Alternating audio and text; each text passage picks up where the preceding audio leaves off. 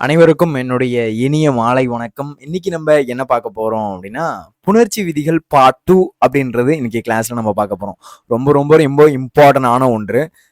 ஒருத்தர் கமெண்ட் பண்ணியிருந்தாரு, "சார் இதெல்லாம் கேட்பாங்களா?" அப்படின்னு கேட்டிருந்தாங்க. கண்டிப்பா கேட்பாங்க. கேட்காம எப்படி இருப்பாங்க? ஏன்னா புணர்ச்சி விதிகளுக்கு பார்த்தீங்க அப்படின்னா 2 மார்க் இருக்க போது. அது புக்குக்கு உள்ள இருக்கக்கூடிய கொஷின்ஸ்லேருந்து உங்களுக்கு கேட்கலாம். அதுக்கடுத்து இந்த விதிகள் தெரியுது அப்படின்னா, எப்பயாச்சும் இருக்கக்கூடிய அந்த 2 மார்க்ஸா இருக்கட்டும், அதுக்கடுத்து இருக்கக்கூடிய சிறுவினாக்கள்ல சில கேள்விகள் இருக்கட்டும், அதுலலாம் கேட்க வாய்ப்பு இருக்குது. சரிங்களா? இன்சைட் 1 மார்க்ல கூட கேட்க வாய்ப்பு இருக்குது. உங்களுக்கு தமிழ்ல நல்ல ஸ்கோர் எடுக்கணும் அப்படின்னா, புணர்ச்சி விதிகள் கன்ஃபார்ம் தெரியணும். புணர்ச்சி விதிகள், பகுபதொறுப்பு இலக்கணம், அணி, திணை, துறை இதெல்லாம் உங்களுக்கு நல்லா தெளிவா தெரியணும். அது தெரிஞ்சா மட்டும் தான் என்ன பண்ண முடியும் அப்படின்னா, உங்களால தமிழ்ல நல்ல ஸ்கோர் அப்படின்றது எடுக்க முடியும். சரிங்களா? பார்ட் 1 வீடியோ அப்படின்றது நீங்க பார்த்துருப்பீங்க. இப்போ அதை தொடர்ந்து என்ன பண்ண போறோம் அப்படின்னா, பார்ட் 2 வீடியோ அப்படின்றது பார்க்க போறோம். போறதுக்கு முன்னாடி இதை நம்ம சேனலுக்கு யாராச்சும் ஃபர்ஸ்ட் டைம் வந்திருக்கீங்க அப்படின்னா, வெல்கம் டு வேதாந்து சேனல். சரிங்களா? யாராச்சும் சப்ஸ்கிரைப் பண்ணாம இருக்கீங்க அப்படின்னா உடனே சப்ஸ்கிரைப் பண்ணிக்கோங்க. உங்களுடைய போர்டு எக்ஸாம் வரையும் ஃபுல் அண்ட் ஃபுல் சப்போர்ட் பண்ண போறோம். வெறுமனையே தமிழ் மட்டும் கிடையாது. Tamil, English, maths, physics, chemistry, biology இந்த மாதிரி எல்லா சப்ஜெக்ட்டுக்கும் என்ன பண்ண போறோம், கம்ப்யூட்டர் சயின்ஸ் ஆல்சோ. சரிங்களா? இந்த மாதிரி எல்லாத்துக்கும் என்ன பண்ண போறோம் அப்படின்னா, உங்களுக்கு சப்போர்ட் பண்ண போறோம். அதுக்கு நீங்க பண்ணிருக்க வேண்டிய முதல் விஷயம் என்ன அப்படின்னா, சப்ஸ்கிரைப். சரிங்களா? சப்ஸ்கிரைப் பண்ணியிருந்தீங்க அப்படின்னா தான் போடக்கூடிய வீடியோஸ்லாம் டக்கு டக்கு டக்குன்னு உங்களுக்கு நோட்டிஃபிகேஷனாக வந்துட்டே இருக்கும். உங்களாலையும் என்ன பண்ணிக்க முடியும் அப்படின்னா, அந்த வீடியோஸை பார்த்து பலன் அடைஞ்சிக்க முடியும். சரிங்களா? அதனால சப்ஸ்கிரைப் பண்ணாம யாராச்சும் இருக்கீங்க அப்படின்னா உடனே சப்ஸ்கிரைப் பண்ணிக்கோங்க. சரிங்களா? ஆஸ் யூஷுவல் சொல்றதுதான் நம்மளுடைய ஆஃப்லைன் சென்டர். நம்மளுடைய ஆஃப்லைன் சென்டர்ல பாத்தீங்க அப்படின்னா, ஜேஇக்கும் நீட்டுக்கும் பாத்தீங்க அப்படின்னா கிளாஸஸ் போய்கிட்டு இருக்குது. சரிங்களா? எந்தெந்த இடத்துல நம்மளுடைய ஆஃப்லைன் சென்டர் இருக்குன்னு பாருங்க. அண்ணாநகர், வேளச்சேரி, தாம்பரம், ஆவடி, போரூர், மதுரை, திருச்சி, கோயம்புத்தூர், பெரம்பூர், பெருங்குளத்தூர் இந்த எல்லா இடத்துலையுமே பாத்தீங்க அப்படின்னா நம்மளுடைய ஆஃப்லைன் சென்டர் இருக்குது. நம்மளுடைய ஆஃப்லைன் சென்டர்ல ஜேஇ அண்ட் நீட்டுக்கு பாத்தீங்க அப்படின்னா கிளாஸஸ் போய்கிட்டு இருக்குது. சரிங்களா? ஜேஇக்கு நீட்டுக்கு என்ன பண்றோம், கிளாஸஸ் அப்படின்னு எடுத்துட்டு இருக்கோம். யாராச்சும் வில்லிங்கா இருக்கீங்க இந்த டைம் பாத்தீங்க அப்படின்னா, ஜேஇ அண்ட் நீட் எக்ஸாம் படிக்கிறதுக்கு கரெக்டான டைம் அப்படின்றத நான் சொல்லுவேன். ஏன்னா இந்த டைம்ல தான் எல்லாருமே என்ன பண்ண ஸ்டார்ட் பண்ணுவாங்க அப்படின்னா, ஜேஇ நீட் எக்ஸாம் படிக்க ஸ்டார்ட் பண்ணுவாங்க. இப்போல இருந்து ப்ரிப்பேர் பண்றது மூலியமாக ஃபர்ஸ்ட் அட்டம்ப்ட்லேயே உங்களால என்ன பண்ண முடியும் அப்படின்னா, ஜேஇ எக்ஸாமை, நீட் எக்ஸாமை உங்களால கிராக் பண்ண முடியும். சரிங்களா? லிங்க் பாத்தீங்க அப்படின்னா ஃபர்ஸ்ட் லிங்காவே கொடுத்துருக்கோம். யாராச்சும் வில்லிங்கா இருக்கீங்க அப்படின்னா ரெஜிஸ்டர் பண்ணுங்க. டீம் உங்களை காண்டாக்ட் பண்ணுவாங்க. சார் வேதாந்தில் இருக்கக்கூடிய சிறப்பம்சம் என்ன சார் அப்படின்னு கேட்டீங்க அப்படின்னா, வரக்கூடிய ஒரு ஸ்டூடெண்ட்டுக்கும் பர்சனல் அட்டென்ஷன் அப்படின்றது ரொம்ப அதிகமா இருக்கும். சரிங்களா? Highest personal attention. அப்ப பர்சனல் அட்டென்ஷன் அப்படின்றது ரொம்ப அதிகமா இருக்கும். அதே மாதிரி பாத்தீங்க அப்படின்னா 100% கேரண்டீடு இம்ப்ரூவ்மெண்ட் அப்படின்றது கொடுக்குறோம். கண்டிப்பா உன்னுடைய ரேங்க் இம்ப்ரூவ் ஆகும் அப்படின்றதுக்கு கேரண்டி கொடுக்குறோம். எப்படி சார் கொடுக்க முடியும் அப்படின்னு கேட்டீங்க அப்படின்னா, இருக்கக்கூடிய ப்ராசஸ். நீங்க டெய்லியும் கிளாஸ் வரீங்களா, அட்டண்டன்ஸ் பார்ப்பாங்க. அதுக்கடுத்து டெய்லியும் டெஸ்ட் எழுதுறீங்களா, அந்த டெஸ்ட்ல எவ்வளவு மார்க் எடுக்கிறீங்க, அந்த மார்க் உங்களுடைய பேரண்ட் ஆப்னு ஒரு ஆப் இருக்கும். அந்த பேரண்ட் ஆப் மூலயமா பாத்தீங்க அப்படின்னா உங்களுடைய பேரண்ட்ஸுக்கு போகும். இந்த மாதிரி ஏகப்பட்ட விஷயம் அப்படின்றது நம்மளுடைய வேதாந்தத்துல இருக்குது. அதனால கண்டிப்பா உங்களுடைய ரேங்க் அப்படின்றது இம்ப்ரூவ் ஆகும். சரிங்களா? அதே மாதிரி நம்மளுடைய வேதாந்தத்துல பாத்தீங்க அப்படின்னா பேரண்ட் ஆப்பு, டவுட் ஆப்பு, ஸ்மார்ட் கிளிக்கர்ஸ் இந்த மாதிரி ஏகப்பட்ட விஷயம் அப்படின்றது நம்மளுடைய வேதாந்தத்துல இருக்கு. யாரு சார் டீச் பண்ணுவோம் அப்படின்னா, இந்தியாவில் இருக்கக்கூடிய டாப் டீச்சர்ஸ் தான் என்ன பண்ணுவாங்க அப்படின்னா டீச் பண்ணுவாங்க. 3-வே டவுட் சப்போர்ட் கிடைக்கும். அகாடமிக் மென்டார்ஸ் இருப்பாங்க. ஹைடெக்கான கிளாஸஸ், ஹைடெக்கான கிளாஸஸ், ஸ்மார்ட் கிளிக்கர்ஸ் இந்த மாதிரி ஏகப்பட்ட விஷயம் அப்படின்றது உங்களுக்கு கிடைக்கும். சரிங்களா? இந்தியாவில் இருக்கக்கூடிய டாப் டீச்சர்ஸ் கிடைப்பாங்க. 3-வே டவுட் சப்போர்ட் அப்படின்றது உங்களுக்கு கிடைக்கும். அது மட்டும் இல்லாம அகாடமிக் மென்டார்ஸ் இருப்பாங்க. சரிங்களா? அகாடமிக் மென்டார்ஸ்லாம் பாத்தீங்க அப்படின்னா உங்களுக்கு ஒரு அக்கா, ஒரு அண்ணன் மாதிரி பாத்தீங்க அப்படின்னா கூடவே இருந்து உங்களுக்கு கைட் பண்ணுவாங்க. ஹைடெக்கான கிளாஸ்லாம் பாத்தீங்க அப்படின்னா ரொம்ப ஹைடெக்கா இருக்கும். ஸ்மார்ட் கிளிக்கர்ஸ் இருக்கும். சின்ன சின்னதா பாத்தீங்க அப்படின்னா அந்த ஸ்மார்ட் கிளிக்கர்ஸ் இருக்கும். இதன் மூலமாக இங்க எப்படி வீக்கூஸ் அட்டன் பண்றீங்க, அதே மாதிரியே ஆஃப்லைன் சென்டர்லயும் உங்களால என்ன பண்ண முடியும் அப்படின்னா வீக்கூஸ் அப்படின்றது அட்டன் பண்ண முடியும். சரிங்களா?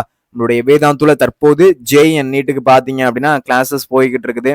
யாரெல்லாம் இன்ட்ரெஸ்டடா இருக்கீங்களோ லிங்க் டிஸ்கிரிப்ஷன்ல இருக்குது, ரெஜிஸ்டர் பண்ணிக்கோங்க. நேர்ல விசிட் பண்ண முடியுமா அப்படின்னு சில பேர் கேட்டீங்க. கண்டிப்பா நேர்ல விசிட் பண்ண முடியும். அதுக்கு ஆப்ஷன் இருக்கு. நேர்ல ஒரு வாட்டி விசிட் பண்ணிட்டு கூட உங்களால என்ன பண்ணிக்க முடியும் அப்படின்னா ஜாயின் பண்ணிக்க முடியும். அதுக்கும் லிங்க் டிஸ்கிரிப்ஷன்ல இருக்கு. புக் விசிட் அப்படின்னு இருக்கும். சரிங்களா? ஓகே. அதுக்கடுத்து முக்கியமான ஒரு விஷயம், ஐவி சாட். ஐவி சாட் அப்படின்றது இன்ஸ்டன்ட் வேதாந்தோ ஸ்காலர்ஷிப் அட்மிஷன் டெஸ்ட்னு சொல்லுவாங்க. உடனுக்குடனே உங்களால என்ன பண்ணிக்க முடியும் அப்படின்னா ஸ்காலர்ஷிப் பெற்றுக்கொள்ள முடியும். டெஸ்ட் எழுதுறது மூலயமா நம்மளுடைய ஆஃப்லைன் சென்டர்ல எப்படி ஒரு டியூஷன் நேரில் போய் படிப்பீங்களோ அதே மாதிரி நம்மளுடைய ஆஃப்லைன் சென்டர்ல நேரில் போய் என்ன பண்ண முடியும், நீங்க ஒரு டெஸ்ட் எழுதணும். அந்த டெஸ்ட்ல எவ்வளவு ஸ்கோர் எடுக்கிறீங்களோ அதை பொறுத்து உங்களுக்கு ஸ்காலர்ஷிப் கிடைக்கும். அப் டு 90% வரையுமே ஸ்காலர்ஷிப் கிடைக்கிறதுக்கான வாய்ப்பு இருக்குது. அதனால இந்த டெஸ்ட்டை மறந்துடாதீங்க, கண்டிப்பா யூஸ் பண்ணி பாருங்க. ஆஸ் யூசுவல் சொல்றதா நம்மளுடைய ஆஃப்லைன் சென்டர்ஸ், அதோடைய ஃபோன் நம்பர்ஸ் லிங்க் டிஸ்கிரிப்ஷன் இருக்கு. ஜஸ்ட் கிளிக் பண்ணுங்க, ஜஸ்ட் ரெஜிஸ்டர் பண்ணுங்க, டீம் உங்களை காண்டாக்ட் பண்ணுவாங்க. சரிங்களா? ஓகே, இப்போ வந்து நம்ம முற்றியலுகுற புணர்ச்சி அப்படின்றது என்ன பண்ண போறோம் அப்படின்னா இப்போ நம்ம பார்க்க போறோம். பார்க்கலாமா? ரெடியா? சரி, ஓகே. முற்றியலுகர புணர்ச்சி. இந்த முற்றியலுகர புணர்ச்சியை பொறுத்தளவு நம்மளுடைய உங்களுக்கு நேத்தி கிளாஸ்ல ஆல்ரெடி நான் சொல்லியிருந்தேன். முற்றியலுகுரம் பாத்தீங்க அப்படின்னா அது, வரு, மாவு, ஏழு, இந்த மாதிரி பாத்தீங்க அப்படின்னா வரக்கூடியதுதான் முற்றியலுகுரம் அப்படின்னு நம்ம சொல்லுவோம். இது புணர்ச்சி அப்படின்றது நான் நேத்தியே சொல்லியிருந்தேன். இது பார்ட் 2 வீடியோடா. கட்சி வந்து சார் நீங்க முன்னாடி இருக்கக்கூடிய ஒரு 3 பாயிண்ட விட்டுட்டீங்க சார், ஆனா ஆவண்ணா அதெல்லாம் விட்டுட்டீங்க சார் அப்படின்னா வந்து அதெல்லாம் பார்ட் 1 வீடியோல நேத்தியே நான் கவர் பண்ணி என்ன பண்ணிட்டேன் அப்படின்னா அந்த வீடியோ போட்டுட்டேன். அதனால யாராச்சும் பார்க்காம இருந்தீங்க அப்படின்னா ஆல்ரெடி நான் புணர்ச்சி விதிகள் அப்படின்னு 11th ஒரு வீடியோ போட்டிருக்கேன். சரிங்களா? பார்க்காம இருக்கீங்க அப்படின்னா அந்த வீடியோ பார்த்துக்கோங்க. இது பார்ட் 2 வீடியோ. சரிங்களா? ஓகே. முற்றியலுகர புணர்ச்சி அப்படின்றத இன்னைக்கு கிளாஸ்ல நம்ம பார்க்க போறோம். நிலைமொழியின் இறுதியில் உள்ள முற்றியலுகரம் குற்றியலுகரத்தை போலவே, குற்றியலுகரம்னா என்னது? இந்த குசுடு துபுரு.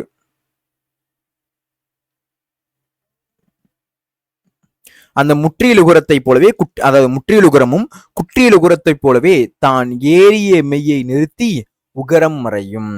அப்போ உகரம்னா அந்த ஊ, சரிங்களா? அதுதான் அந்த உயிரெழுத்துல இருக்கக்கூடிய ஊ, அதுதான் உகரம்னு சொல்றாங்க. அது பாத்தீங்க அப்படின்னா கட் ஆகும். இது பழைய கிளாஸ் யார் அட்டன் பண்ணீங்களோ அவங்க நல்லா தெளிவா தெரியும். அப்போ உகரம் மறையும். பின் நிலைமொழி இறுதியில் உள்ள மெய் வருமொழி முதலெழுத்தாகிய உயிரெழுத்துடன் புணரும். இப்ப நிலைமொழியுடைய இறுதியில் இருக்கக்கூடிய மெய், சரிங்களா, மெய் எழுத்து, சரிங்களா, அது வருமொழி முதலெழுத்தாகிய உயிரெழுத்தோட புணரும்.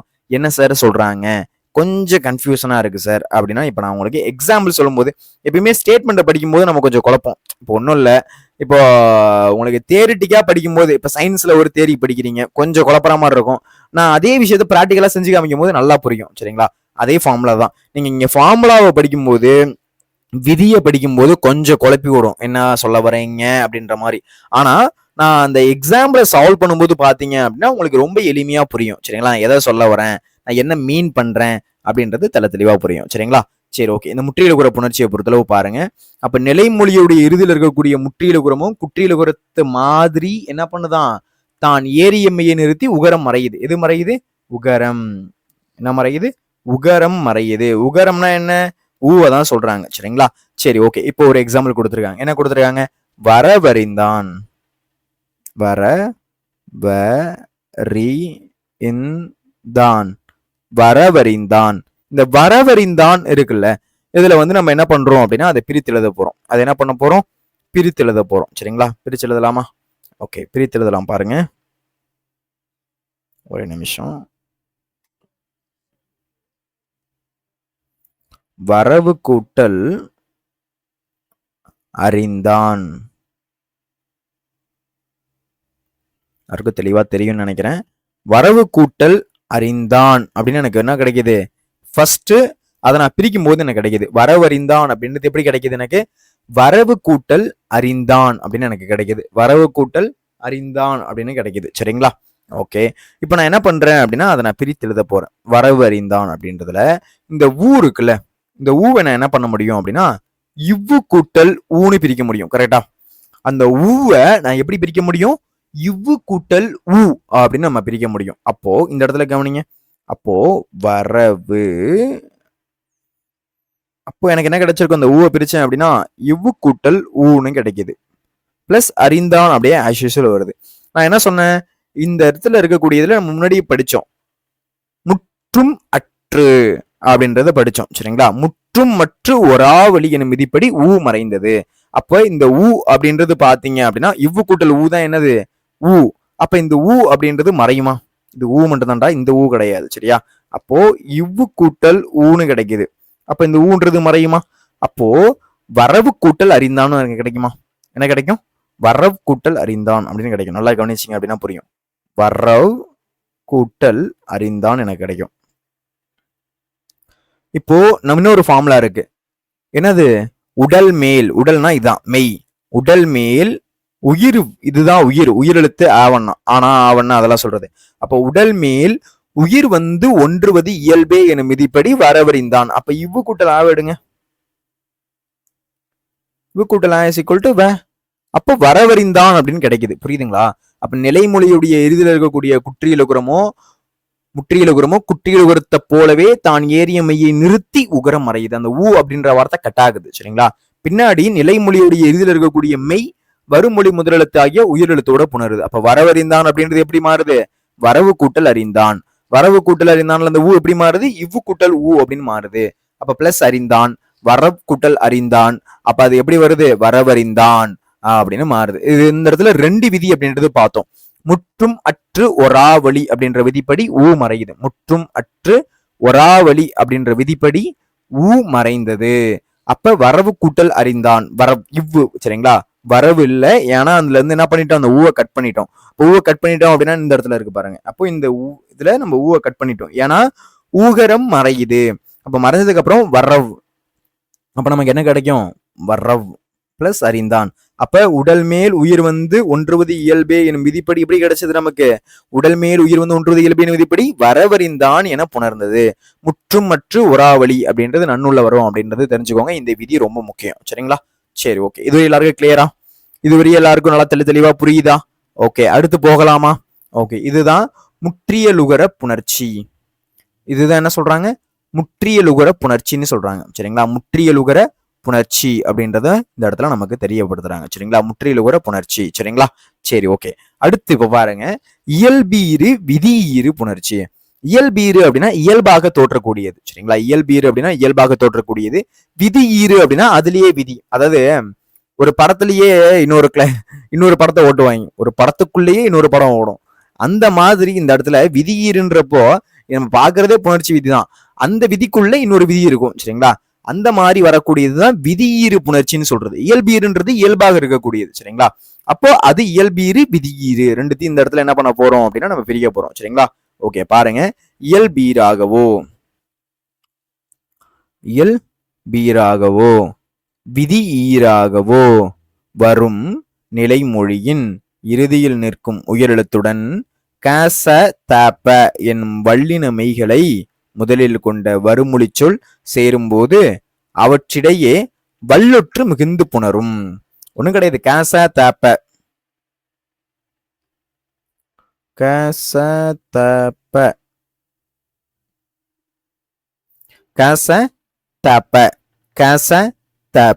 அப்ப இது எப்படி வரலாம்? இயல்பீராக வரலாம். இயல்பீராகவோ அல்லது விதியீராக வரலாம், அல்லது இயல்பீராக வரலாம். இயல்பீராகவோ அல்லது விதியீராகவோ வரக்கூடிய நிலைமொழியுடைய இறுதியில, எப்படி? நிலைமொழியுடைய இறுதி. சரிங்களா? ஃபர்ஸ்ட் இருக்கக்கூடிய வார்த்தைக்கு தான் நிலைமொழின்னு சொல்லுவோம். பள்ளி அப்படின்றது இந்த லீ தான் பாத்தீங்க அப்படின்னா நிலைமொழியுடைய இறுதி. நிலைமொழியுடைய இறுதியில் இருக்கக்கூடிய உயிரெழுத்தோட கச தப எனும் வல்லின மெய்களை முதலில் கொண்ட வருமொழி சொல் சேரும்போது அவற்றிடையே வல்லுற்று மிகும் அப்படின்றத சொல்லியிருக்காங்க. சரிங்களா? ரொம்ப போட்டு குழப்பிக்காதீங்க. நான் இப்ப எக்ஸாம்பிள் சொல்லும்போது நல்லா தெளிவா புரியும். இப்போ நல்லா கவனிங்களேன். இப்ப இயல்பீறு என்னும் இயல்பாக நிற்கும் சொல்லின் வடிவம். நான் இப்ப இந்த பள்ளி கூட்டல் தோழன் அப்படின்றத எழுதுறேன். இப்போ உங்களுக்கு புரியும். பள்ளி கூட்டல் தோழன். சரி, நான் என்ன சொல்லி கொடுத்துருக்கேன்? இந்த மாதிரி தோ வருது, அதாவது கச தப இக்கு இச்சு இத்து இப்பு கச தப. அப்ப இக்கு இச்சு இத்து இப்பு. அப்ப இந்த இடத்துல என்ன கிடைச்சிருக்கு? எனக்கு தோ கிடைச்சிருக்கு. தோ கிடைச்சது அப்படின்னா ஆட்டோமேட்டிக்கா என்ன கிடைக்கும்? எனக்கு இந்த இடத்துல ஒரு இத்து கிடைக்கும். அப்ப பள்ளி தோழன் அப்படின்றது எப்படி கிடைக்கும்? பள்ளி கூட்டல் தோழன், பள்ளி தோழன், அவ்வளவுதான். புரியுதுங்களா? இப்ப பள்ளி கூட்டல் தோழன், பள்ளி தோழன் அப்படின்றது எனக்கு கிடைக்குது. சரிங்களா? இது எதன் விதியின் படின்னு கிடைக்குது? இயல்பாக கச தப அப்படின்றது மிகும். சரிங்களா? அந்த நிலைமொழியுடைய இறுதி எழுத்துலேருந்து என்ன பண்றோம்? நிலைமொழியுடைய இறுதி இதில் நிற்கக்கூடிய உயிரெழுத்தோட கச தப வல்லின மெய்களை முதலில் கொண்டு. வல்லின மெய்கள்னா என்னது? கசட தபர. சரிங்களா? அது வருமொழி சொல் வரும்போது அது இருக்கக்கூடிய வல்லுற்று மிகும். சரிங்களா? கச ட தபர. சரிங்களா? இது உங்களுக்கு பேசிக்கா தெரியும் நினைக்கிறேன். வல்லினம் கசட தபர, மெல்லினம் நமன, இடையினம் எரள வளல. சரிங்களா? இதெல்லாம் பேசிக்கா தெரியக்கூடிய ஒன்று. சரிங்களா? அப்ப இயல்பீறு அப்படின்றது இயல்பாக நிற்கக்கூடிய சொல்லுடைய வடிவம். பள்ளி கூட்டல் தோழன் இந்த இடத்துல பாத்தீங்க அப்படின்னா தோ கிடைச்சிருக்கு. நமக்கு என்ன கிடைச்சிருக்கு? தோ கிடைச்சிருக்கு. சோ இந்த தோவை எடுத்து என்ன பண்றோம் அப்படின்னா இந்த இடத்துல கொண்டு வரோம். சரிங்களா? இப்ப பள்ளி தோழன் அப்படின்றது நமக்கு கிடைக்குது. என்ன கிடைக்குது?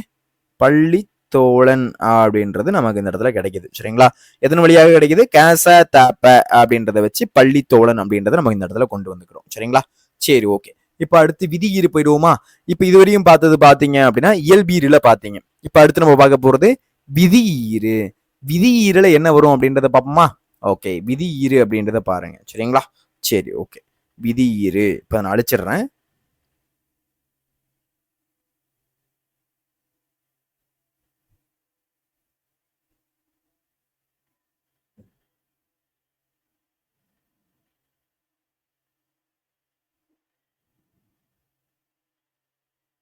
விதியீறு என்பது புணர்ந்த பின் இருக்கும் சொல்லுடைய வடிவம். சரிங்களா? சரி, ஓகே. நான் இந்த இடத்துல எழுதுறேன் பாருங்க. நிலம் கூட்டல் தலைவர். நான் முன்னாடியே சொல்லியிருக்கேன், மவ்வீறு மற்றொழிந்து அப்படின்னு ஒரு விதி இருக்குடான்னு சொல்லியிருக்கேன். அப்போ இந்த இம்மு அப்படின்றது ஒளிஞ்சிரும். சரிங்களா? அப்ப இந்த இடத்துல என்ன ஆயிடுது? இம்மு ஒளிஞ்சிருச்சு. இம்மு ஒளிஞ்சிருச்சுன்னா என்ன கிடைக்கும்? நில கூட்டல் தலைவர்னு கிடைக்கும். நில கூட்டல் தலைவர்னு எனக்கு கிடைக்கும். சரிங்களா? ஓகே. அப்போ யூஸ்வலா பாத்தீங்க அப்படின்னா இந்த கேச தேப்ப அதையும் பார்த்தோம். அப்படி இல்லைன்னா கேச தேப்ப வல்லினமிகும் அப்படின்னு பார்த்தோமா? அப்போ நில கூட்டல் தலைவர் நிலத்தலைவர்னு எனக்கு கிடைக்குது. புரியுதுங்களா? எப்படி இந்த இயல்பீரும் விதியீரும் வருதுன்றது புரியுதா? இயல்பீர்னா இயல்பா வந்துச்சு. விதியீரல பாத்தீங்க அப்படின்னா இந்த மவ்வீரு ஒற்றொழிஞ்சுது. இந்த மவ்வீர் என்ன பண்ணுச்சு? ஒற்றொழிஞ்சுது. அதை வச்சு நம்ம இந்த இடத்துல கொண்டு வந்துட்டோம். அப்ப நிலம் கூட்டல் தலைவர் நில பிளஸ் தலைவர்னு வரும். சரிங்களா? அதுக்கடுத்து கேசதாபை வச்சு என்ன பண்ணிருக்கோம்? அது நிலத்தலைவர் அப்படின்றத நம்ம இந்த இடத்துல கொண்டு வந்துட்டோம். சரிங்களா? இதுதான் இயல்பீரு விதியீரு. சரிங்களா? சரி, ஓகே. இதுவரை எல்லாருக்கும் புரிஞ்சிருக்கும்னு நினைக்கிறேன். இப்ப அடுத்து இதனுடைய விதிகள் இருக்கக்கூடிய இன்னும் 2 எக்ஸாம்பிள் அப்படின்றத பார்ப்போம். திரைப்படம், திரை கூட்டல் படம். இந்த இப்பு அப்படின்றது இருக்கு. இயல்பினும் விதியினும் நின்ற உயிர்முன் கேச தாப்ப எனும் விதிப்படி திரைப்படம் என புணர்ந்தது. ஒன்றும் கிடையாது. சரிங்களா? நான் முன்னாடியே சொன்னதுதான். இப்போ திரைப்படம் இருக்கு. இதை நான் என்ன பண்றேன்? பிரிக்கிறேன். பிரிக்கும் போது என்ன கிடைக்கும்? திரை கூட்டல் படம்னு கிடைக்கும். கரெக்டா? நான் என்ன சொல்லி கொடுத்தேன்? இயல்பினும் விதியினும் நின்ற உயிர் முன் கேச தாப்ப மிகும். அப்ப ஆட்டோமேட்டிக்கா என்ன இருக்குது? ப இருக்குது. அதுக்கு முன்னாடி கேச தாப்ப வந்திருக்கு. அப்ப ஆட்டோமேட்டிக்கா என்ன வரணும்? இப்போ வரணும். அப்ப திரை கூட்டல் படம் திரைப்படம். அவ்வளவுதான். That's all. ஈஸியா இருக்குல்ல? சரி, ஓகே. அதே மாதிரி இங்க பாருங்க, மரம் கூட்டல் களம். என்ன சொல்லி கொடுத்துருக்கேன்? மவ்வீறு ஒற்றழிந்து அப்படின்ற விதிப்படி உயிரீறு ஒப்பவும். அப்ப இம்மு போயிடுச்சு. இம்மு போயிடுச்சுன்னா என்ன கிடைக்கும்? மர கூட்டல் களம் அப்படின்னு கிடைக்கும். இந்த க அப்படின்றது என்ன? கேச தாப்பால வரக்கூடிய ஒரு வார்த்தை. சோ மரக்களம்னு எனக்கு கிடைக்கும். மரக்களம் அப்படின்ற மாதிரி எனக்கு கிடைக்கும். சரிங்களா? இயல்பினும் விதியினும் என்ற உயர்முன் கேச தாப்பா மிகவும் விதிப்படி மரக்களம் என புணர்ந்தது. அவ்வளவுதான். சரிங்களா? அப்ப திரைப்படம் மரக்களம் அப்படின்றது இதன் வழியாக தான் இப்படிதான் புணருது. சரிங்களா? இதை வச்சுதான் இந்த இடத்துல நம்ம இந்த இடத்துல உங்களுக்கு சொல்லி கொடுத்துட்டு இருக்கேன். சரிங்களா? ஓகே. அப்ப திரைப்படம் மரக்களம் அப்படின்றது உங்க எல்லாருக்கும் தெளிவா புரிஞ்சிருக்கும்னு நினைக்கிறேன். திரைப்படம் மரக்களம் எப்படி வந்துச்சுன்றதுக்கு தெளிவா புரியுதா? ஏதாச்சும் அண்டர்ஸ்டாண்ட் ஆகுதா? டவுட் ஏதாச்சும் வருது அப்படின்னா நீங்க கண்டிப்பா கேளுங்க. நான் உங்களுக்கு அந்த டவுட்டுக்கு என்ன பண்றேன் அப்படின்னா உங்களுக்கு கண்டிப்பா சப்போர்ட் பண்றேன். சரிங்களா? ஓகே. இதுவரை எல்லாருக்கும் கிளியரா புரிஞ்சிருக்கும்னு நினைக்கிறேன். இப்ப அடுத்து போயிடலாமா? திரைப்படம், திரை கூட்டல் படம். திரை இப்ப கிடைக்குது. இயல்பினும் விதியினும் என்ற உயிர் முன் கேச தாப்ப மிகும் என்னும் விதிப்படி திரைப்படம் என புணர்ந்தது. மரக்களம் அப்படின்றதுல மரம் கூட்டல் களம். இம்மு அப்படின்றது பாத்தீங்க அப்படின்னா மவ்வீறு ஒற்றொழிந்து அப்படின்ற விதிப்படி பாத்தீங்க அப்படின்னா அது ஒற்றொழியுது. சோ மரக்கூட்டல் களம் மரக்களம் அப்படின்றது நமக்கு கிடைக்குது. சரிங்களா? ஓகே. நான் முன்னாடியே சொல்லி கொடுத்த மாதிரி தான் இதுல பாத்தீங்க அப்படின்னா கொடுத்துருக்காங்க பாருங்க. இயல்பினும் விதியினும் நின்ற உயர் முன் கேச தாப்ப மிகும். அப்ப விதவாதன மண்ணே இது கூட தேவை கிடையாது. சரிங்களா? இது கூட போன வீடியோல சொன்னேன். இது கூட தேவை கிடையாது. இயல்பினும் விதியினும் என்ற உயிர் முன் கேச தாப்ப மிகும். இயல்பா இருக்கக்கூடியதுலயும் இல்ல விதியா இருக்கக்கூடியதுலயும் பாத்தீங்க அப்படின்னா அந்த உயிரெழுத்துக்களுக்கு முன்னாடி கேச தாப்ப மிகும். என்ன மிகும்? கேச தாப்ப மிகும். சரிங்களா? நன்னூல்ல இருக்குன்னு தெரிஞ்சுக்கோங்க. இது 165 164 அந்த அளவுக்கு நம்ம போய் டீப்பா படிக்க வேணாம். சரிங்களா? ஓகே. இப்ப அடுத்து பாருங்க, பூப்பெயர் புணர்ச்சி. இந்த பூ அப்படின்ற வார்த்தை வரும்போது அந்த இடத்துல வரக்கூடிய வார்த்தைகள்லாம் எப்படி இருக்கும் அப்படின்றத நம்ம இந்த இடத்துல பார்க்க போறோம். அதுதான் பூப்பெயர் புணர்ச்சி. அந்த பூ பூ பூன்னு வரும். சரிங்களா? அதுதான் இந்த பூப்பெயர் புணர்ச்சி அப்படின்றது. சரிங்களா? சரி, ஓகே. பாப்போமா? பாருங்க, பூ என்னும் சொல் பூ என்னும் சொல் நிலைமொழியாய் நிற்க வருமொழியின் முதலில் வல்லின மெய்யெழுத்துக்கள் வரும்போது வல்லினமை மிகுந்து புணர்வது மட்டுமின்றி அவற்றிற்கு இனமான மெல்லினமை மிகுதலும் உண்டு. எனினும் மெல்லினமை மிகுதலே பெரு வழக்காக உள்ளது. ஒரு நிமிஷம், இந்த லைட்டு ரொம்ப கண்ணை பூசுது, அதனால எனக்கு ஆடியோ போட்டுக்கிறேன். சரிங்களா? பூ என்னும் சொல், இந்த பூ அப்படின்னு சொல்லக்கூடிய ஒரு சொல். உங்களுக்கு கிளார் அடிக்குதா அந்த லைட்டு? இல்ல பெருசா அதுவும் இல்ல. Okay okay okay. பூ என்னும் சொல் நிலைமொழியாய் நிற்க. நிலைமொழி அப்படின்னா ஃபர்ஸ்ட் இருக்கக்கூடியது. அப்ப பாத்தீங்க அப்படின்னா இந்த பூ கொடி அப்படின்றதுல பூ அப்படின்றது பாத்தீங்க அப்படின்னா நிலைமொழி.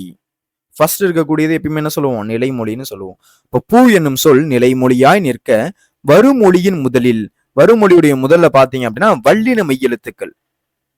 வல்லினம்னா என்ன?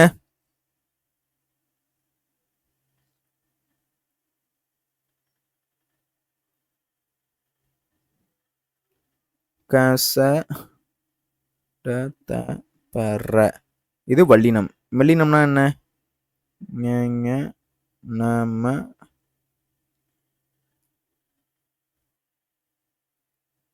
நீங்க என்ன நமன. இடையினம்னா என்ன? யாரல்ல வளர. சரிங்களா? இந்த மாதிரி வரக்கூடியது வல்லினம் மெல்லினம் இடையினம்னு சொல்லுவோம். சரிங்களா?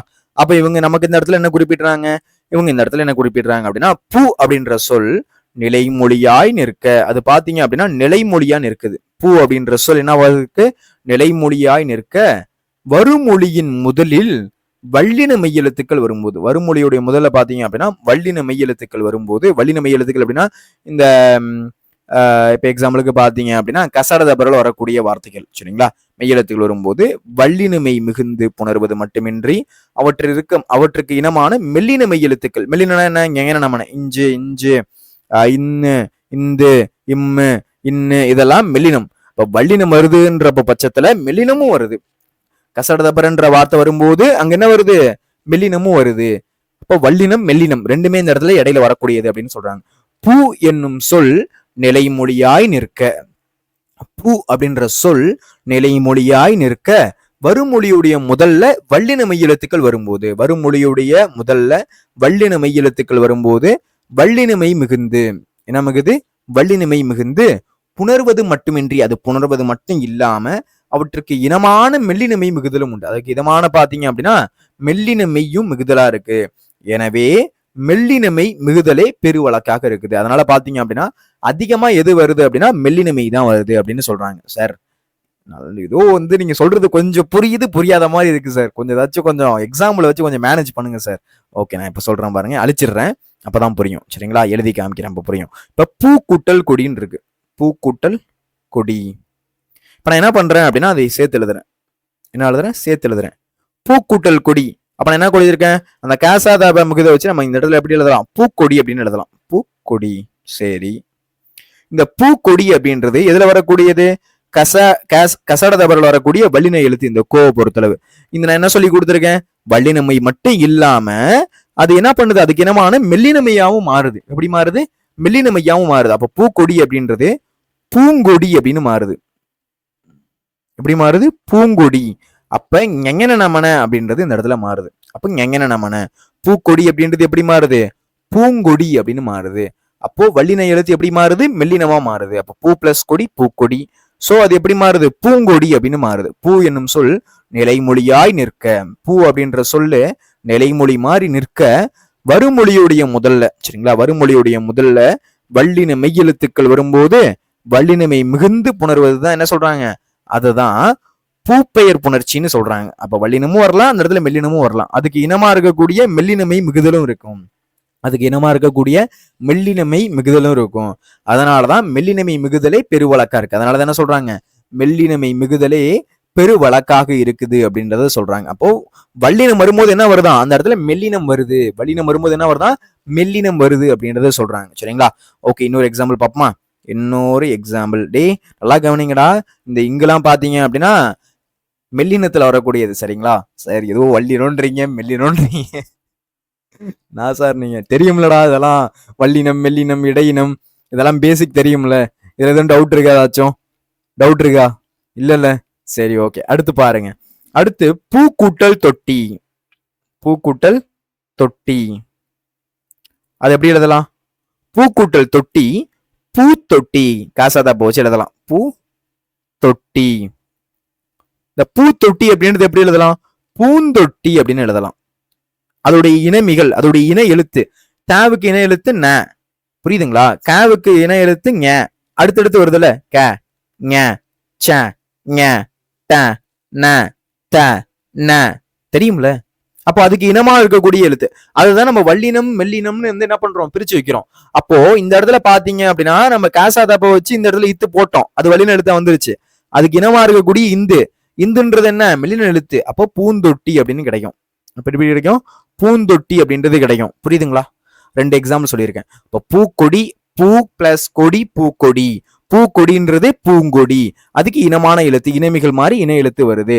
பூ பிளஸ் தொட்டி, பூத்தொட்டி. பூத்தொட்டிக்கு இனமான எழுத்து பூந்தொட்டி அப்படின்றது நமக்கு கிடைக்குது. சரிங்களா? இதே மாதிரி இன்னொன்னு பார்க்கலாமா? இன்னொன்னு பாருங்க. இன்னும் 2 இருக்கா? ஓகே, இன்னும் 2 இருக்குது. அதை பார்ப்போமா? பூ பிளஸ் சோலை. பூ பிளஸ் சோலை. காசா தாப்ப, அதை வச்சு நம்ம பூச்சோலைன்னு எழுதலாமா? பூச்சோலை எழுதலாமா? பூச்சோலை அப்படின்றது எப்படி வருது? பூஞ்சோலை அப்படின்னு வருது. அப்போ பாத்தீங்க அப்படின்னா அப்போ வல்லினம் மெல்லினம் அடுத்தடுத்து வருது. அதுதான் அந்த இடத்துலயும் நமக்கு விதியா கொடுத்துருக்காங்க. சார் எப்படி சார் இதுல இருக்குது, அதான்டா விதி. இப்ப நம்ம சொல்றோம்ல தலை விதி சார் இதெல்லாம் படிக்கணும்னு, என் தலை விதி, என் தலை எழுத்து படிக்கணும்னு சொல்றோம்ல. நான் இங்க இருக்க வேண்டிய ஆளே இல்லை, என் தலை விதி இங்க வந்து கிடக்க, நான் ஃபாரின்ல பிறக்க வேண்டிய ஆள், இந்த மாதிரி சொல்றோம்ல. அப்ப அதுதான் அந்த விதி. விதினா இப்படிதான் இருக்கும் அந்த விதி அப்படின்றதான் அந்த விதிகளை பொறுத்தளவு. சரிங்களா? பூ அப்படின்ற சொல்லு நிலைமொழியாய் நிற்க, வருமொழியுடைய முதல்ல வல்லின மெய் எழுத்துக்கள் வரும்போது வல்லினமை மிகுந்து புணர்வது மட்டுமின்றி அவற்றுக்கு இனமான மெல்லினமை மிகுதலும் உண்டு. எனினும் மெல்லினமை மிகுதலை பெருவழக்காக இருக்கு. அப்போ பூ பிளஸ் கொடி, பூங்கொடி, பூங்கொடி. பூ பிளஸ் தொட்டி, பூத்தொட்டி, பூந்தொட்டி. பூ பிளஸ் சோலை, பூச்சோலை, பூஞ்சோலை. பூ பிளஸ் பந்து பப்மா. பூ பிளஸ் பந்து கொஞ்சம் தெரியாதுன்னு நினைக்கிறேன், எழுத்து நான் மாத்திடுறேன். சரியா? ஓகே. பூ பிளஸ் பந்து. இப்ப எப்படி எழுதலாம்? பாவோடைய இன எழுத்து இப்பு, பூ பந்து அப்படின்னு கிடைக்கும். சாரி, அந்த காசாதாப்பால வச்சு. அப்ப பாவுக்கு இனமான எழுத்து மே, அப்ப பூம்பந்து அப்படின்னு கிடைக்கும். சரிங்களா? அப்ப இப்படிதான் இந்த பூப்பெயர் வருது அப்படின்றது தெரியுது. அப்போ இந்த இடத்துல விதியை பாருங்க. இந்த விதி மனப்பாடம் பண்ணணும்டா.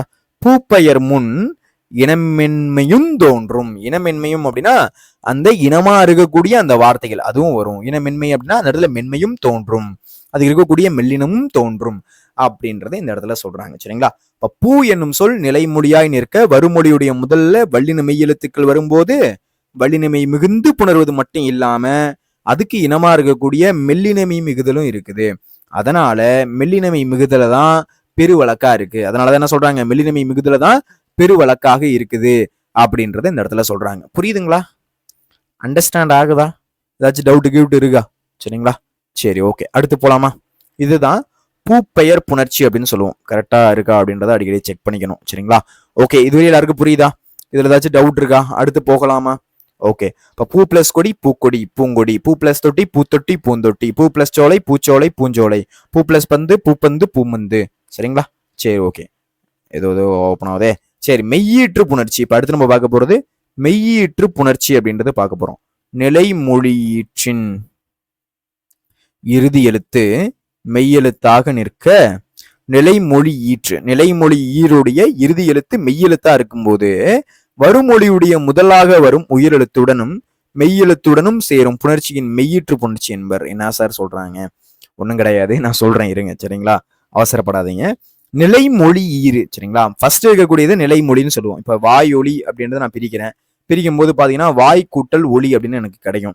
அப்ப நிலைமொழியோட ஈறு என்ன? இந்த ஈ.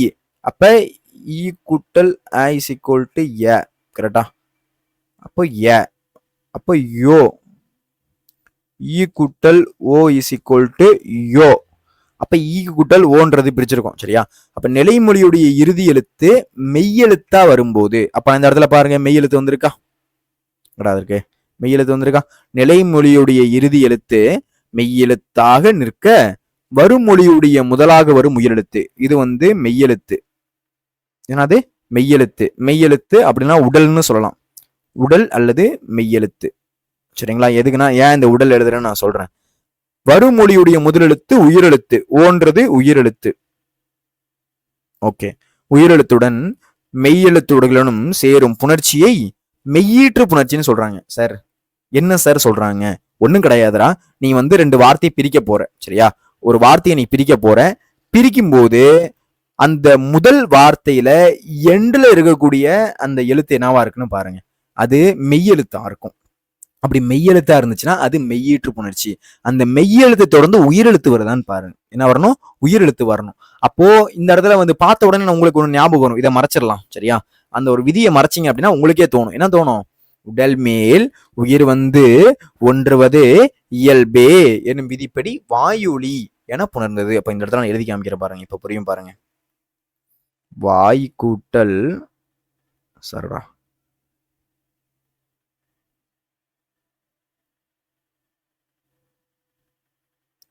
வாய் கூட்டல் ஒளி இஸ் ஈக்குவல் டு, அப்ப உடல் மேல் உயிர் வந்து ஒன்றுவது இயல்பே, ஈ கூட்டல் ஓ இஸ் ஈக்குவல் டு யோ.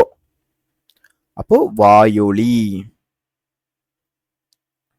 சரிடா, வாயொலி வாயொலி என புணர்ந்தது. அப்ப இது எந்த விதிப்படி வந்திருக்கு? உடல் மேல் உயிர் வந்து ஒன்றுவது என்னும் இயல்பே அப்படின்ற விதிப்படி வாயொலி என புணர்ந்திருக்கு. உடல் மேல் உயிர் வந்து ஒன்றுவது இயல்பே என்னும் விதிப்படி வாயொலி அப்படின்னு எனக்கு புணர்ந்திருக்கு. சரிங்களா? ஓகே, அதை தான் இந்த இடத்துல குறிப்பிட்டிருக்காங்க. சரி, கவனிங்க. உடல் மேல் உயிர் வந்து ஒன்றுவது இயல்பே என்னும் விதிப்படி வாயொலி என புணர்ந்திருக்கு. இப்போ மகன் கூட்டல் மகள், சாரிடா, மகன் சொல்லிட்டேன். ஓகே, இது வரையும் புரிஞ்சுதா?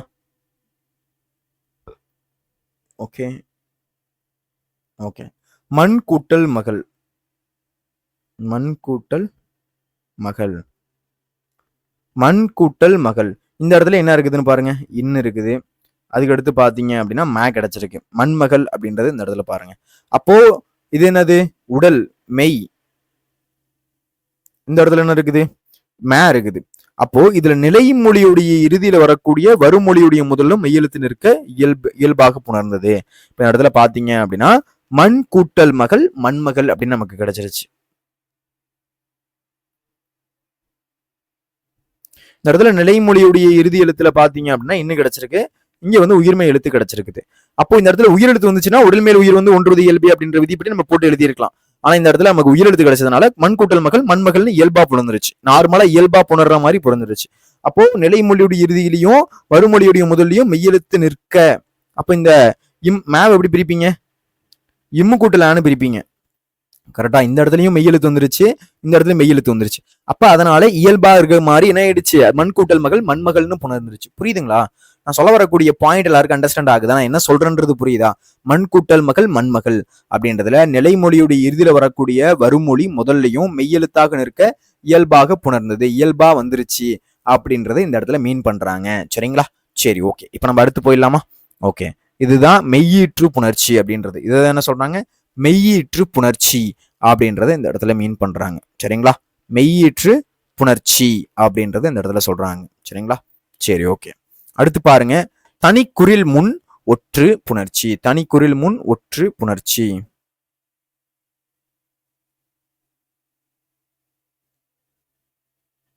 தனிக்குறில் முன் ஒற்று புணர்ச்சி.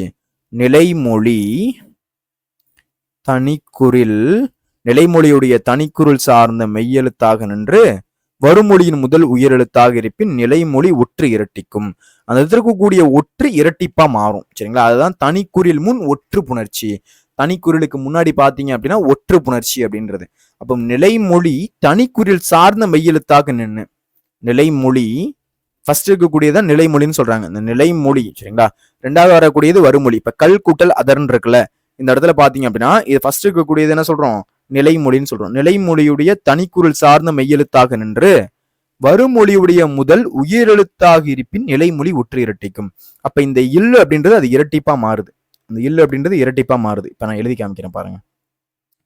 கல் கூட்டல் அதர், சரிங்களா? அதை நான் எப்படி எழுதுறேன் அப்படின்னா கல், இந்த இல்லு அப்படின்றது எனக்கு இரட்டிப்பா மாறுது. ல த இர், கல்லதர் அப்படின்னு மாறுது. சரிங்களா? அப்ப எனக்கு கல்லும் கிடைச்சிருச்சு, இல்லு கூட்டல் இஸ் ஈக்குவல் டு லாவும் கிடைச்சிருச்சு. அப்போ கல் இன்னொரு லா இருக்கா? ல த இர், கல்லதர்னு எனக்கு கிடைக்குது. புரியுதுங்களா? அப்ப தனிக்குறளுக்கு முன்னாடி ஒற்றை உயிர்வரின் இரட்டும். தனி குறிலுக்கு முன்னாடி ஒற்று உயிர்வரின் இரட்டும். அந்த இருக்கக்கூடிய ஒற்று என்ன பண்ணுது, அது இரட்டிப்பா மாறுது. கல் கூட்டல் அதர் கல் லதர் அப்படின்னு மாறுது. எப்படி இந்த ல வந்துச்சு, இல்லு கூட்டல என்ன ஆயிடுச்சு, அங்க ஒற்று இரட்டி இருக்கு, ஒற்று இரட்டித்திருக்கு அப்படின்றது நமக்கு தெரிய வருது. புரியுதுங்களா? நான் சொல்ல வரக்கூடிய பாயிண்ட் உங்களுக்கு அண்டர்ஸ்டாண்ட் ஆகுதா?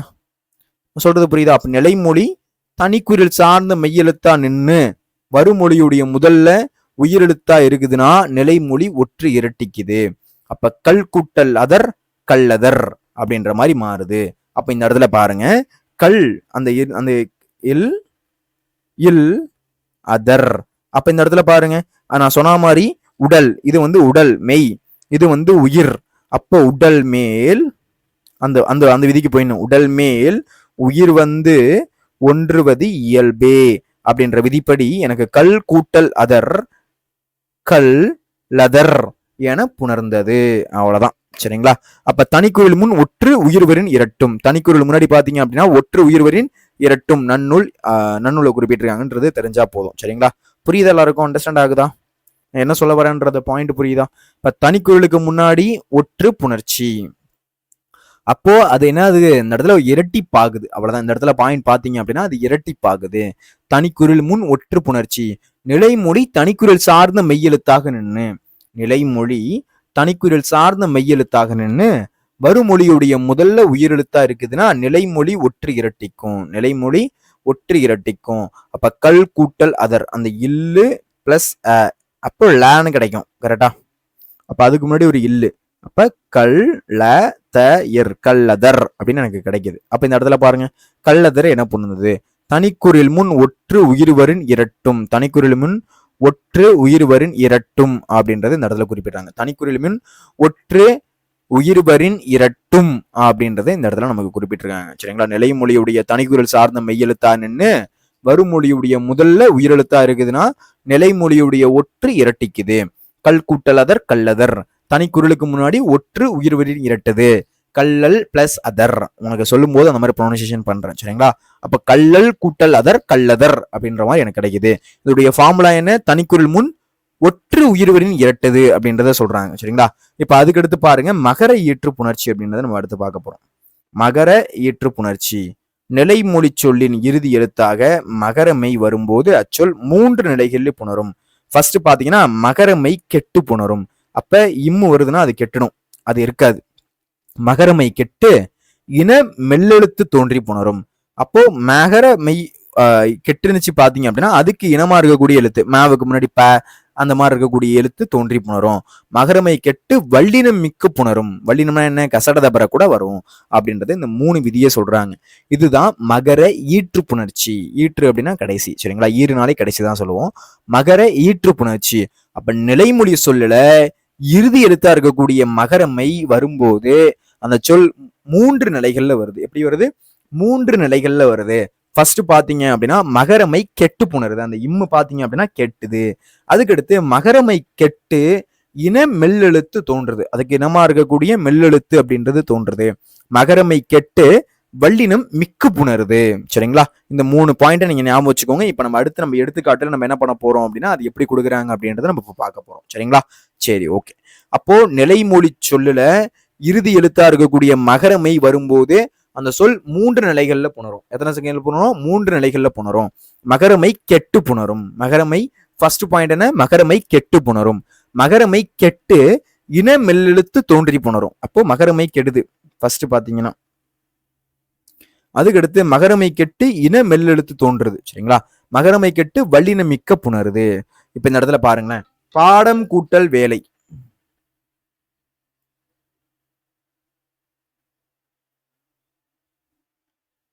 ஃபர்ஸ்ட் என்ன சொன்னேன், மகரமை கெட்டு புணரும். அப்ப மகரமைனா எது, இந்த இம்மு தான் மகரமை. அப்ப பாட வேலை அப்படின்னு கிடைக்கும். பாட வேலை, அப்ப இயல்பாக புணர்ந்துருச்சு. எனக்கு ஃபர்ஸ்ட் ஒரு பாயிண்ட் கிடைச்சிருச்சா? அப்ப மகரமை கெட்டு புணர்ந்திருக்கு. அப்ப இந்த இடத்துல கிடைச்சிருக்கு மகரமை கெட்டு புணர்ந்திருக்கு அப்படின்றது நமக்கு இந்த இடத்துல கிடைச்சிருக்கு. எனக்கு இந்த இடத்துல கிடைச்சிருக்கு மகரமை கெட்டு புணர்ந்தது அப்படின்றது ஃபர்ஸ்டா இருக்கக்கூடிய பாயிண்டா எனக்கு கிடைச்சிருக்கு. அடுத்து பாருங்க, பழம் கூட்டல் தோல். இப்ப நான் என்ன பண்றேன், மகரமை ஃபர்ஸ்ட் கெடுது. கெட்டதுக்கு அப்புறம் பழ பிளஸ் தோல் அப்படின்னு கிடைக்கும். கரெக்டா?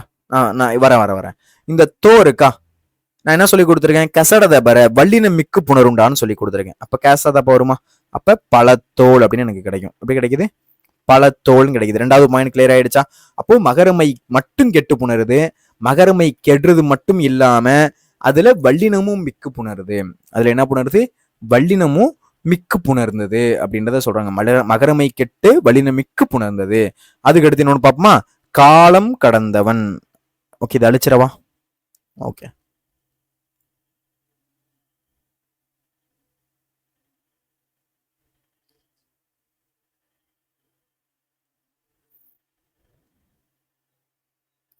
காலம் கூட்டல் கடந்தவன் என்ன இருந்திருக்கு? காலம் கூட்டல் கடந்தவன். சரிங்களா? இப்போ நான் என்ன பண்றேன் அப்படின்னா, ஃபர்ஸ்ட் மகரமைய தூக்குறேன். அப்போ கால பிளஸ் கடந்தவன் அதான் கிடைக்கும் எனக்கு ஃபர்ஸ்ட். கரெக்டா? சரி, என்ன கொடுத்துருக்காங்க? வருமொழி முதலெழுத்துக்கு ஏற்ப மகரமை திரிந்து புணரும். அப்ப நான் முன்னாடியே படிச்சிருக்கோமா? அப்போ கேவுக்கு இனெழுத்து கூட இந்த இடத்துல வரலாம். அப்ப கால கடந்தவன் அப்படின்றது காலங்கடந்தவன் அப்படின்ற மாதிரி மாறுது. இதுதான்டா இலக்கண விதி. சார் என்ன சார் இது? பகுபத உறுப்பு இலக்கணம் கூட ஈஸியா இருக்கு, முன்னாடியே சொன்னதுதான். பகுபத உறுப்புகள் மொத்தம் 6 தான். எப்படி நீங்க சுத்தி வளைச்சிங்க அப்படின்னாலுமே 6 உறுப்பு தான். பகுதி, விகுதி, இடைநிலை, சந்தி, சாரிய, விகாரம் போட்டு முடிச்சு விட்டு போயிட்டே இருக்கலாம். இலக்கண குறிப்பும் மிஞ்சி மிஞ்சி போனா ஒரு 10-15 இலக்கண குறிப்பு வரப்போகுது. நீங்க என்னது காலேஜ் லெவலில் படிக்கணும் கூட அவசியம் இல்லை, புக்கில் இருக்கக்கூடியதை படிச்சிங்க அப்படின்னாலே போதும். ஆனால் புணர்ச்சி விதியை பொறுத்தளவு கொஞ்சம் தண்ணி காட்டும் நமக்கு, நம்ம கொஞ்சம் பொறுத்துக்கிட்டு அதை கொஞ்சம் ப்ராக்டிக்ஸ் பண்ணணும். சரிங்களா? ஒரு வாட்டி பார்த்த உடனே புரியாது, ஒரு வாட்டி பார்த்த உடனே ஃபுல்லாக அண்டர்ஸ்டாண்ட் ஆகிடாது. எப்படி நீங்கள் மேக்ஸ் வந்து ஃபர்ஸ்ட் டைம் இன்டகிரேஷன் டிஃப்ரென்ஷியேஷன்லாம் பார்க்கும்போது எப்படி இருக்கும் உங்களுடைய ஃபீலு, அந்த மாதிரி தான் இந்த புணர்ச்சி விதிக்கு இருக்கும். ஏன்னா நீங்கள் நினச்சிருப்பீங்க தமிழை பொறுத்தளவு கதை தான், கதையை லாஸ்ட் மினிட்ல கேட்டு போனால் நம்ம கதை அடிச்சிடலாம் அப்படின்னு நினச்சிருப்பீங்க. ஆனால் வந்து புணர்ச்சி விதி அப்படி கிடையாது, இலக்கணம் அப்படி கிடையாது. ஏன்னா இந்த இலக்கணம்லாம் பார்த்தீங்க அப்படின்னா ரொம்ப பழமையான இலக்கணத்தை படிச்சுக்கிட்டு இருக்கோம். சரிங்களா? இலக்கியத்துலேருந்து தான் இலக்கணம் தோன்றி இருக்கு. அந்த மாதிரி இருக்கக்கூடிய பழமையான இலக்கணத்தை படிச்சுட்டு இருக்கோம். அதனால எடுத்தோடனே புரிஞ்சிருச்சுன்னா என்ன அர்த்தம்? அவ்வளோ பழமையான இலக்கணத்துக்கு அதனால கொஞ்சம் புரிஞ்சிக்க கொஞ்சம் டைம் எடுக்கும். சரிங்களா? அதனால வந்து வருத்தப்படாதீங்க, ஃப்ரஸ்ட்ரேட் ஆகிடாதீங்க. சரி, ஐயோ எனக்கு தெரியலையே, எனக்கு இது வரலையே அப்படின்ற மாதிரி உடனே வந்து மனசு உடஞ்சி போயிடாதீங்க. முயற்சி பண்ண வரும். சரிங்களா? திரும்ப திரும்ப திரும்ப திரும்ப நீங்க இந்த விதியை வந்து ஒரு 10 வாட்டி பார்த்துட்டீங்கன்னு வச்சுக்கோங்க, அதுக்கப்புறம் மறக்குமா? நான் உனக்கு பாடம் வேலைன்னு கொடுத்தா போதும், மவ்வீறு ஒற்றொழியும். சரி, ஓகே, பாட கூட்டல் வேலை, பாட வேலை இயல்பாக புணர்ந்துருச்சு. சரி, பழம் கூட்டல் தோல், பழம் கூட்டல் தோல்ல இம்மு வந்து மற்ற மவ்வீறு ஒற்றொழிந்துருச்சு. பல கூட்டல் தோல், கேச தப்ப மிகுது, பழத்தோல், அவ்வளவுதான். அப்ப இந்த மாதிரி என்ன பண்ணுவீங்க? நீங்களே டக்கு டக்கு டக்கு டக்குன்னு சால்வ் பண்ண ஆரம்பிச்சிருவீங்க. ஆனா வந்து எனக்கு ஃபர்ஸ்ட் டைம் நான் ஸ்கூல் படிக்கும் போது நான் புணர்ச்சி விதியை பார்த்து, நான் சொன்னல மாத்திரை அப்படின்னு ஒன்று வரும் தமிழ்ல. சரியா? நான் மாத்திரை அப்படின்னா பாத்தீங்க அப்படின்னா நான் ஃபர்ஸ்ட் மாத்திரை கொடுப்பாங்க போல இருக்குன்னு நினைச்சிட்டு இருப்பேன். சரியா? அந்த மாதிரி வந்து தமிழ்ல இலக்கணத்துல வீக்கா இருந்தேன் நான். சரியா? அப்ப அந்த மாதிரி வந்து அது தப்பு கிடையாது. நம்ம சின்ன வயசுலேருந்து இங்கிலீஷ் மீடியம் படிச்சிருப்போம், பெருசாக தமிழில் படிச்சிருக்க மாட்டோம். அந்த மாதிரி இருக்கிறதுனால அந்த மாதிரி இயல்பாக இருக்கும், தவறு கிடையாது. சரிங்களா?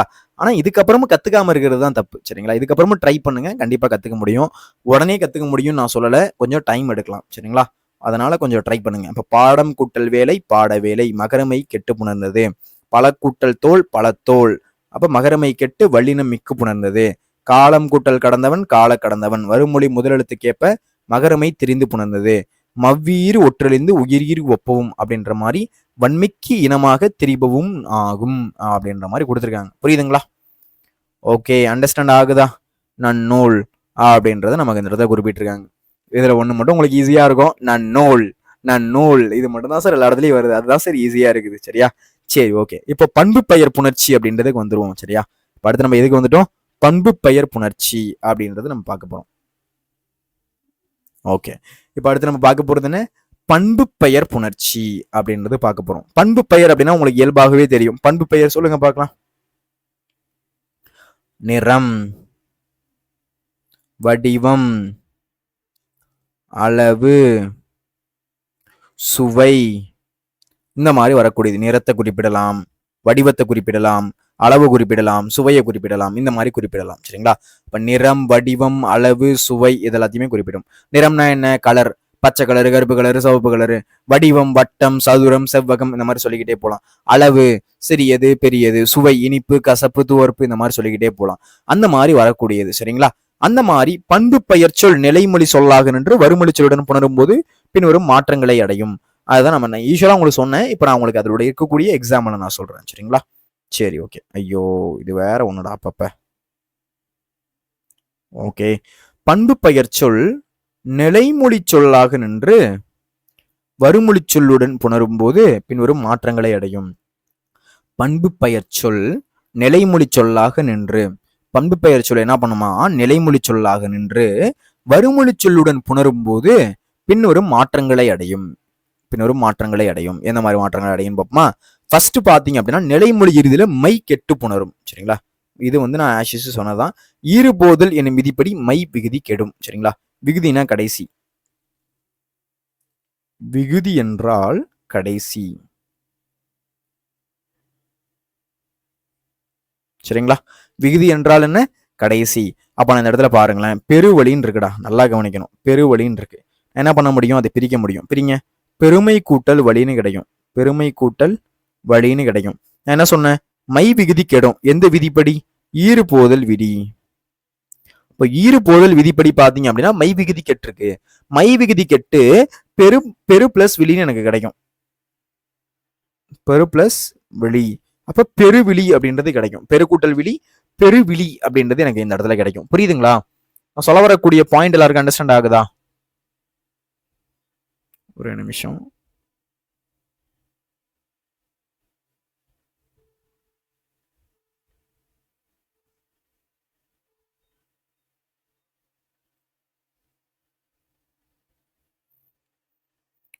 ஒரு நிமிஷம்ங்கடா, நெட் வர மாட்டுது.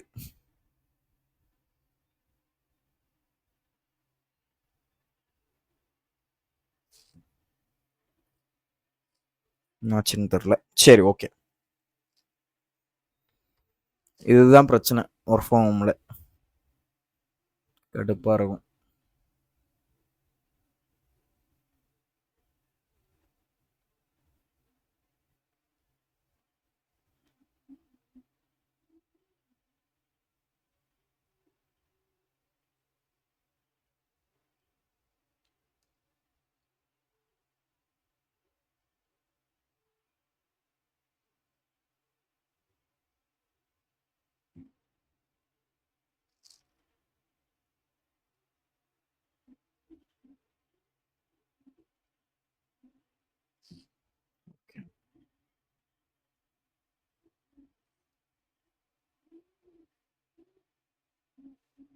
சரி, ஓகே. சாரிடா. ஓகே. லேப்டாப்லயே நெட் வரல.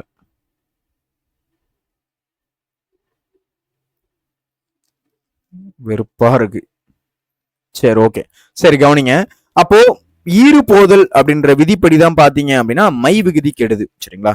ஈறு போதல் அப்படின்ற விதிப்படி தான் ஆகுது, மை விகுதி கெடுது. மை விகுதி கெட்டு பெருமை கூட்டல் விழி அப்படின்றது எப்படி மாறுது?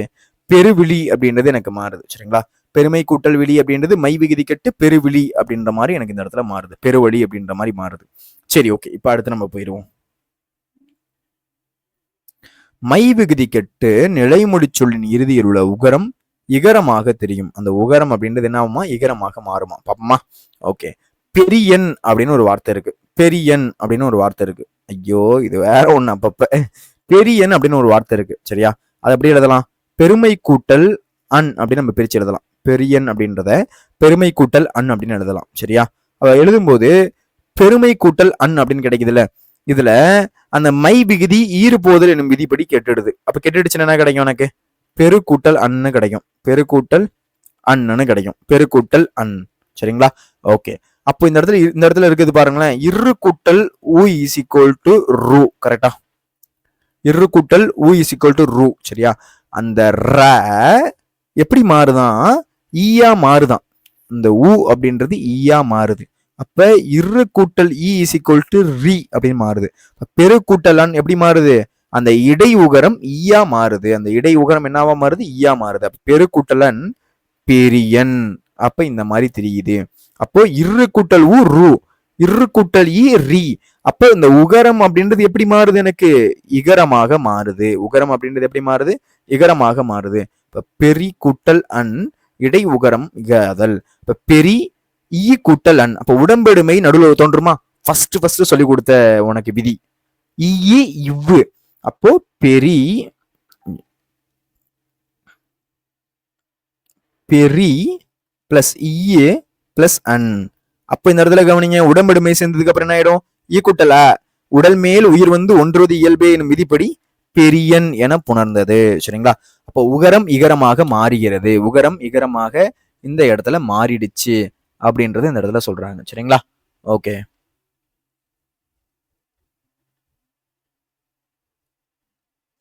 ஓகே, இதுவரை எல்லாருக்கும் அண்டர்ஸ்டாண்ட் ஆனுச்சா? ஓகே, அடுத்து போயிடலாமா? மை விகுதி கெட்டு நிலைமொழி சொல்லுடைய இறுதியில் இருக்கக்கூடிய உகரம் இகரமாக தெரியுது. பெரியன் அப்படின்றது பெருமை கூட்டல் அன், பெரு கூட்டல் அன் ஈறு போதல். பெரி பிளஸ் அன் இடை உகரம் ஈயா மாறுது. பெரி கூட்டல் ஈ கூட்டல் அன் உடம்பெடுமை ஈ இடையில தோணுது. பெரியன் அப்படின்றது ஈ கூட்டல் அ அப்படின்றது உடல் மேல் உயிர் வந்து ஒன்றுவது இயல்பேன் விதிப்படி என்ன ஆயிடுச்சு? பெரியன் அப்படின்ற மாதிரி மாறிடுச்சு அப்படின்றது இந்த இடத்துல சொல்றாங்க. சரிங்களா? ஓகே, இப்ப அடுத்து பாருங்க. ஓகே, அடுத்து பாருங்களா? மை விகுதி கெட்டு நிலைமொழி சொல்லின் முதலில் உள்ள குறில் எழுத்து நெடில் எழுத்தாக மாறும். மை விகுதி கெடுது. சரிங்களா? மை விகுதி ஈஸியா என்ன ஆகும்? ஈறு போதல் விதிப்படி மை விகுதி கெட்டுரும். சரிங்களா? மை விகுதி கெடுது. ஃபர்ஸ்ட் பாயிண்ட், மை விகுதி கெடுது. கெட்டு நிலைமொழியில் இருக்கக்கூடிய சொல்லுடைய முதலில் இருக்கக்கூடிய குறில் எழுத்து நெடிலா மாறுது. எப்படி மாறுதுன்னு பாப்போமா? ஓகே, இதுவும் இலக்கண விதி தான்டா. நம்ம பாக்குறது எல்லாமே இலக்கண விதி தான். சரியா? அதனால கொஞ்சம் குழம்பிடாதீங்க. கொஞ்சம் இலக்கண விதியா தான் ஃபுல்லா பாக்குறோம். அதனால கொஞ்சம் யாரும் பேனிக் ஆகிக்க வேணாம். சரிங்களா? சரி, ஓகே. மூதூர் அப்படின்னு இருக்குது. மூதூர் அதை நம்ம எப்படி எழுதலாம்னா முதுமை கூட்டல் ஊர்னு எழுதலாம். முதுமை கூட்டல் ஊர். ஈறு போதல் எனும் விதிப்படி மை விகுதி கெடுது. அப்ப முது கூட்டல் ஊர்னு எனக்கு கிடைக்கும். எப்படி கிடைக்கும்? முது கூட்டல் ஊர் அப்படின்னு எனக்கு கிடைக்கும். கரெக்டா? ஓகே, இந்த இடத்துல ஆதி நீடல் அப்படின்னு ஒரு விதி வரப்போகுது.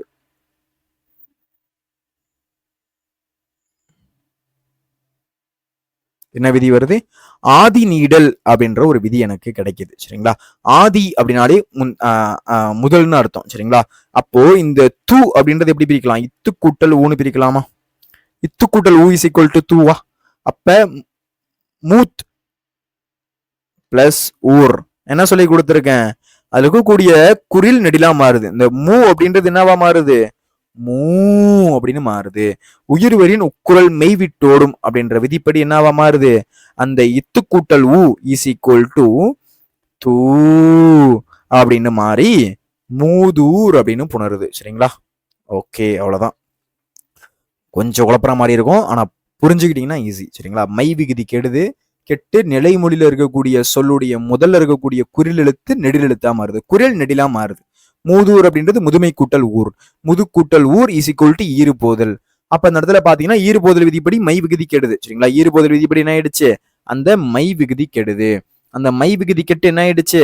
அதுக்கடுத்து ஆதி நீடல். சரிங்களா? அதன் விதிப்படி பாத்தீங்க அப்படின்னா அந்த குறில் எழுத்து அப்படின்றது என்ன ஆயிடுச்சு? நெடில் எழுத்தா இந்த இடத்துல மாறிடுச்சு. சரிங்களா? ஓகே,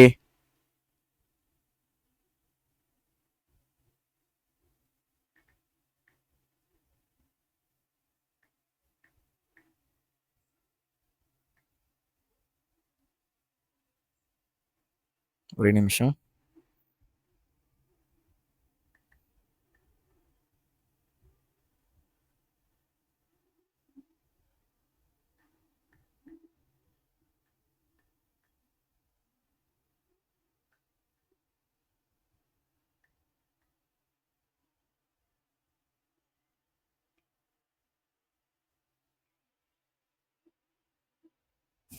ஓகே, சரி, ஓகே. அப்போ இந்த மூதூர் அப்படின்றது இப்படிதான் புணருது. சரிங்களா? ஓகே, அடுத்து பாருங்க. மை விகுதி கெட்டு நிலைமொழி சொல்லுடைய முதல்ல இருக்கக்கூடிய அகரம் இகரமாக மாறுது. அகரம் இகரமாக மாறுது. இப்போ பைந்தமிழ் இருக்கு. அது எப்படி எழுதலாம்?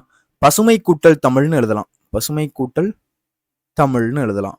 இதுல இருக்கக்கூடிய மை ஈறுபோதல் என்னும் விதிப்படி என்ன ஆயிடும், கெட்டுடும். சரிங்களா? அப்ப இந்த இடத்துல எழுதுறேன் பாருங்க.